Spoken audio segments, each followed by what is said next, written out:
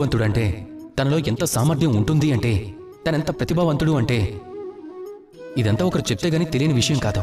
ఈ కాలంలో అందరికీ తెలుసు మనిషి తలుచుకుంటే ఏదైనా సాధించగలడని. మనిషి చేయలేనిది అంటూ ఏదీ లేదు. మనిషి కావాలనుకుంటే చేపల నీటిలో ఈదగలడు. మనిషి కావాలనుకుంటే హిమాలయాల తలను కూడా వంచగలడు. ఈ మనిషి కావాలంటే సముద్రంలోంచి రత్నాలను వెలికి తీయగలడు. ఒకవేళ మనిషి కోరుకుంటే ఈ విశాల ఆకాశంలో పక్షిలా ఎగరగలడు కూడా. మనిషి కావాలనుకుంటే దేన్నైనా పొందగలడు. జ్ఞానం, సంపద, కుటుంబం, సాఫల్యం, సర్వస్వం.